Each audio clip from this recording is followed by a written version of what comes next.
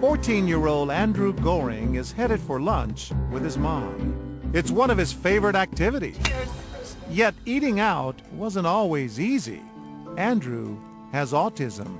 It used to be very difficult to go out with Andrew. He had a lot of challenging behaviors that made it tough for him to be out in the community. I've heard from a family recently that they were out at the park with their child with autism, and someone actually came up and accused them of being bad parents. The diagnosis of autism is on the rise. The CDC estimates that 1 out of every 88 children in the U.S.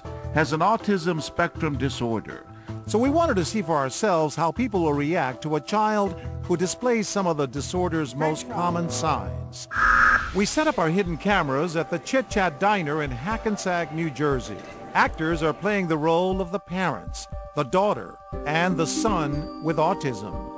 Keeping things real is Andrew's mother, Lisa Gorin, who happens to represent Autism Speaks, the nation's largest autism science and advocacy group.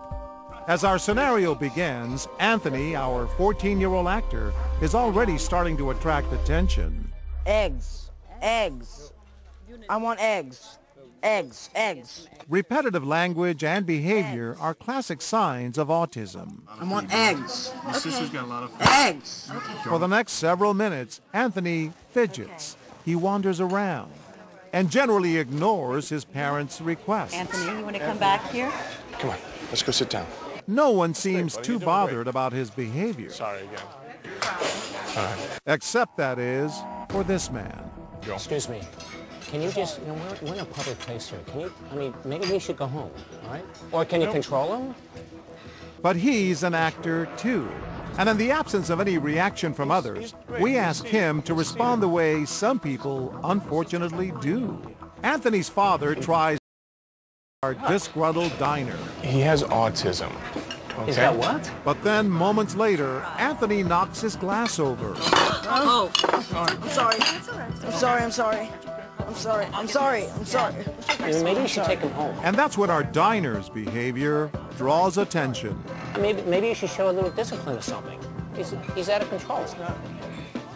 This man looks like he wants to say something, but he's too horrified to speak. As other customers try to comfort the mom, this school teacher finally finds his voice. Turn around and shut your mouth. His outburst prompts others to offer some choice words of their own. Wait, keep your mouth shut! Eat and keep your mouth shut! You're the one disrupting everybody. You're upsetting the whole place. You're the one that's disrupting everybody. If my son, I'm sorry, if my son were here, I would not want to be here in a public place if he were acting like that. Shut up. Forget it. Forget it. I just want to get my check. Guys, can I get my check?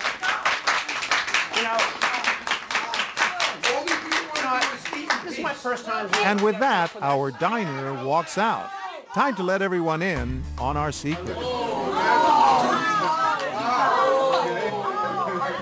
caught me off guard, I gotta tell you. You caught me off guard. You okay now? You're in tears, huh? Well, Why does it touch you? my heart went out to the kid, We're doing this because it happens in real life. I know, and I understand. See, it's just wrong.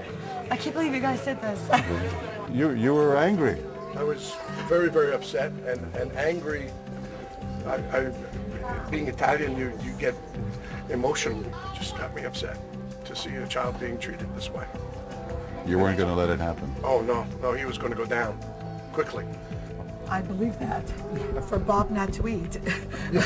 He was quite upset. Now, if you're finding it hard to believe that anyone would mistake autistic behavior for misbehavior, listen to this. I'll tell you what autism is in 99% of the cases. It's a brat who hasn't been told to cut the act out. That's what autism is. Michael Savage hosts a nationally syndicated radio talk show that's heard by 10 million listeners a week. What do you mean they scream and they're silent? They don't have a father around to tell them, don't act like a moron, you'll get nowhere in life. Stop acting like a putz. His comments sparked protests from the autism community, and yet Savage insists the disorder is overdiagnosed. We reset the scene and run our scenario again, only this time we try to garner sympathy for our solo diner by having Anthony steal from his plate again. Whoa, what are you doing? I'm sorry. Your kid just stole a fire on my plate. I'm sorry. And again. Anthony? Hey, yo, dude, come on, what's going on?